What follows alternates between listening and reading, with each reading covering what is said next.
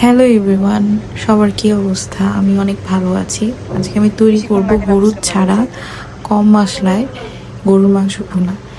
এর জন্য আমার যা যা লাগছে আমি আদা রসুন কুচি করে কেটে নিয়েছি, পেঁয়াজ কেটে নিয়েছি, সামান্য পরিমাণে আদা রসুন পেস্টও নিয়েছি, কাঁচামরিচ নিয়েছি, টমেটো নিয়েছি 3 থেকে 4টি, আর নিয়েছি আলু, আর মাংসটা ভালো করে ধুয়ে কষে নিয়েছি। এখানে আমার 2.5 থেকে 3 কেজি মতো গরুর মাংস আছে। তা আপনারা চাইলে পরিমাণটা একটু বাড়িয়েও নিতে পারেন, সেক্ষেত্রে টমেটোর পরিমাণটাও একটু বাড়বে। 5 কেজি নিলে আপনার 5 থেকে 7টার মতো টমেটো লাগতে পারে। তো আমি এখন কড়াইয়ে তেল নিয়ে আপনার গরুর মাংসটা ভেজে নিব। মাংস দেওয়ার পরে আমি লবণ দিয়ে নিচ্ছি।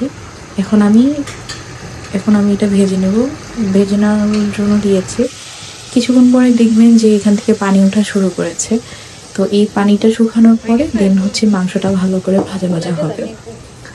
তো স্ক্রিনে দেখতেই পাচ্ছেন, এখন আমি আদা রসুনের কুচি দিয়ে নিচ্ছি, আদা রসুন পেস্টটাও দিয়ে নিচ্ছি, দিয়ে ভালোভাবে এটাকে নাড়াচাড়া দিয়ে নিব। তো এই পর্যায়ে এটা হয়ে নাড়াচাড়া দেওয়ার কিছুক্ষণ পরে আমি দারচিনি এলাচি তেজপাতা দিয়ে নিয়েছি। এই এই পর্যায়ে আমার পানিটা শুকিয়ে গিয়েছে, এখন আমি এটা দিয়ে নিয়েছি। এখন আমি নাড়াচাড়া দিয়ে নিয়েছি। এখন একটা মাংসের স্মেলটা এখন চলে যাবে, যেহেতু আমি গরম মশলা দিয়েছি।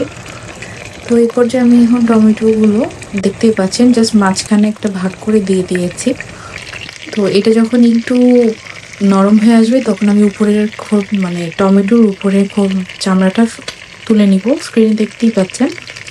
দেন আমি এটাকে দিয়ে ভালোভাবে নাড়তে থাকবো। টমেটোটা তখন গলে যাবে আস্তে আস্তে। দেখতেই পাচ্ছেন আমি এটাকে একটু ভেঙে ভেঙে দিচ্ছি যাতে মাংসের সাথে পুরোটাই মিশে যায়।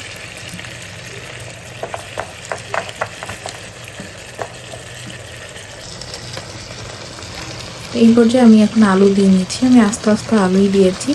আপনারা চাইলে যদি আস্ত খেতে ইচ্ছা না করে, ছোটো সাইজের আলুগুলোকে ছিলে আস্তই দিয়ে দিয়েছি।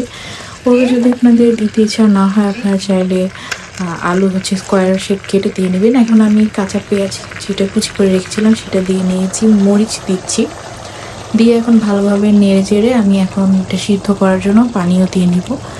তো ভালোভাবে আমি এখন এটাকে প্রপারলি সিদ্ধ হওয়ার জন্য দিব। এখানে আমি কিন্তু বলে রাখছি এটা সম্পূর্ণ হলুদ ছাড়া। একদম যখন মাংসটা সিদ্ধ হয়ে আসবে তখন আমি কাঁচামরিচ গোল গোল করে কেটে আর আদা কুচি দিয়ে একদম যখন হয়ে আসবে তখন আমি এটা কিছুক্ষণ দিয়ে 5 থেকে 5 মিনিটের মতো রেখে নামিয়ে নিব। তো তৈরি হয়ে গেল হলুদ ছাড়া আমার গরুর মাংস কষা। যদি আমার ভিডিওটি ভালো লেগে থাকে অবশ্যই আমার ভিডিওতে লাইক করবেন, কমেন্ট করবেন, শেয়ার করবেন, সাবস্ক্রাইব করবেন। আমার পাশে থাকার জন্য অসংখ্য ধন্যবাদ। পরবর্তীতে কোনো ভিডিও দেখার জন্য অনুরোধ রইল। আল্লাহ হাফেজ।